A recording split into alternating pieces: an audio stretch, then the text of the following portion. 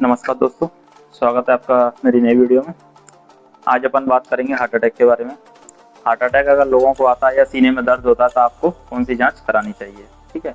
तो सबसे पहले अगर आपको एकदम बहुत ज़्यादा सीने में दर्द हुआ है तो आपको सबसे पहले जब भी आप हॉस्पिटल जाते हैं तो आपको ईसीजी की जांच होती है, वो डॉक्टर से कराते हैं। ईसीजी में कभी कभी ईसीजी में ही पता चल जाता है कि आपको हार्ट अटैक है कि नहीं है। अगर ईसीजी में पता नहीं चलता है तो एक जांच होती है ट्रॉप टी, ठीक है।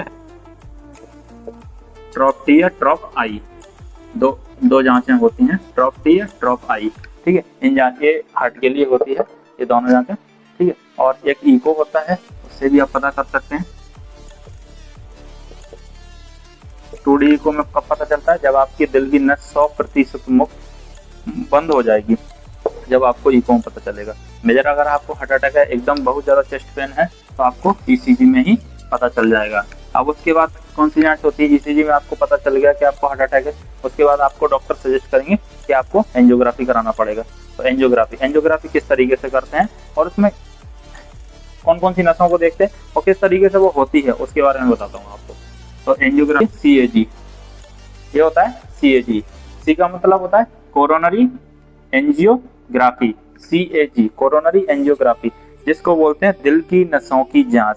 आमतौर पर दिल में 3 नसें होती हैं।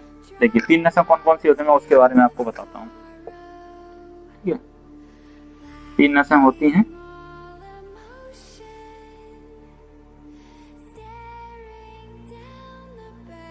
ठीक है। ये अपनी महाधमनी होती है, अपने हार्ट से निकलती है, ठीक है। तो हार्ट से 3 नसें निकलती हैं।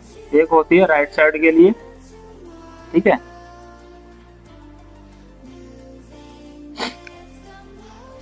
राइट साइड के लिए हो गई। इसके बाद ये लेफ्ट साइड की नसें होती हैं,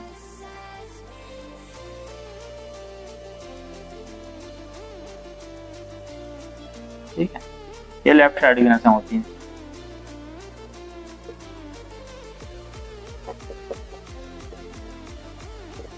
ये 3 नसें होती हैं अपनी। एक होती है आरसीए, राइट साइड की नस होती है, इसको राइट कोरोनरी आर्टरी बोलते हैं, आपके राइट साइड की नस, ठीक है। तो इससे क्या है, राइट साइड की नस से आपकी दिल की धड़कन चलती है, ठीक है। और लेफ्ट साइड में अपने 2 नसें होती हैं हार्ट में, ठीक है। एक होती है एलएडी और एक होती है एलसीएक्स, ठीक है।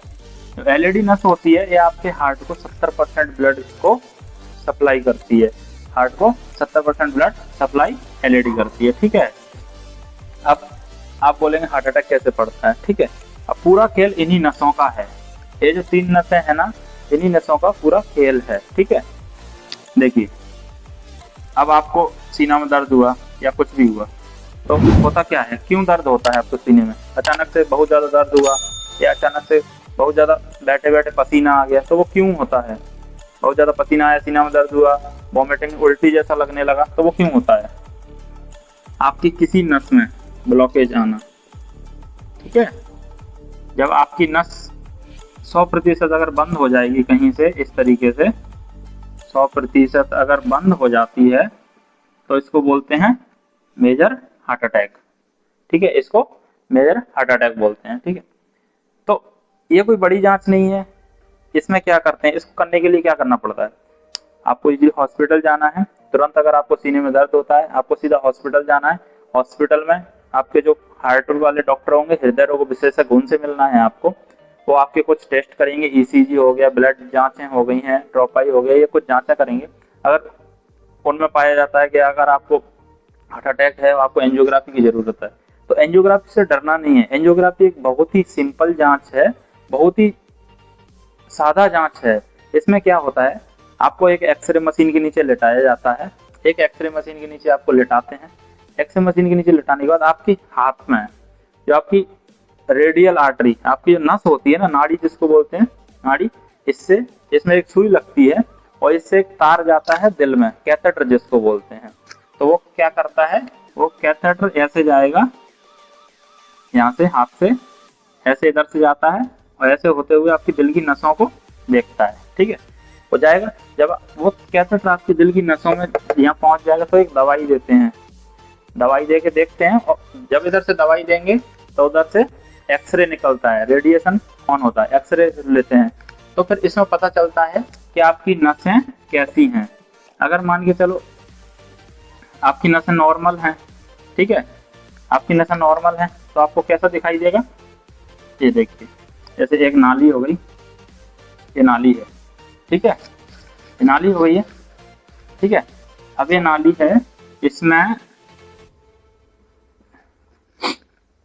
देखिए होता क्या है, दिल में नसें जो हैं एक पाइपलाइन की तरह बिछी हुई हैं, पूरे शरीर में नसों का एक पाइपलाइन बना हुआ है, ठीक है। उन पाइपलाइन के थ्रू अपना ब्लड अपनी बॉडी को ब्लड सप्लाई होती है। तो होता क्या है, जैसे ही आप एंजियोग्राफी करते हैं, ठीक है, जब भी आपकी दिल की नसों की जांच होगी तो उसमें क्या होगा, दवाई जब वो देंगे तो उसमें अगर मान के चलो आपकी नस नॉर्मल है तो आपको पूरी नस ऊपर, नस क्या है देखिए ऊपर मोटी होती है, दिल की नसें ऊपर मोटी, नीचे नीचे जाके धीरे धीरे करके वो पतली होने लगती हैं, वहां जाके समाप्त हो जाती हैं, ठीक है। अगर मान के चलो आपकी नस में कहीं ब्लॉकेज है, ठीक है, अगर ये अगर एक जैसी है नस तो कोई दिक्कत नहीं है, कोई ब्लॉकेज नहीं है। अगर मान के चलो आपकी नस में कहीं ब्लॉकेज है, मान के चलो आपकी नस यहाँ पतली हो गई है, ठीक है, ये देखिए ये आपकी नस यहाँ से पतली हो गई है, तो क्या है कि आपको वहां पर नस वो पतली दिखेगी, ऊपर में नस आपको मोटी दिखेगी और नीचे में पतली दिखेगी, ठीक है, और बीच में आपको दबी हुई दिखेगी नस, बीच में क्या है कि नस आपको दबी हुई दिखेगी इस तरीके से। इसी को बोलते हैं एंजियोग्राफी। और एंजियोग्राफी में पता चलता है कि आपकी दिल की नसों में कोई बीमारी है या नहीं है, आपको हार्ट अटैक है कि नहीं है। अगर कोई रूटीन के लिए मान के चलिए किसी को सीने में दर्द होता है, कभी कभी चलने में सांस फूलता है, फिर भी उसको लग रहा है, जांच अगर नॉर्मल आ रही है फिर भी लग रहा है कि नहीं मुझे कुछ तो प्रॉब्लम है, सीने में ब्लॉकेज हो सकता है, तो फिर तो इसी जांच से पता चलता है। कुछ नहीं, अगर आप हॉस्पिटल आते हैं सुबह, अगर आपका जांच होता है, आफ्टर जांच होने के 2 से 3 घंटे बाद आप घर जा सकते हैं बिल्कुल, और कोई बड़ी जांच नहीं है, उसमें कोई खतरे वाली बात नहीं होती है। आप इजीली उसको 1 डे के अंदर आप उसको करा के जांच होने के 2 से 3 घंटे बाद आप आराम से घर जा सकते हैं, ठीक है। इसमें एक चीज आपको ध्यान देना है, कभी भी अगर आपकी नस, ये नस है, ठीक है, नस में ये एक तो नॉर्मल नस होती है, एक होती है ब्लॉकेज वाली नस। अगर किसी नस में ब्लॉक है तो उसको ब्लॉकेज बोलते हैं, ठीक है।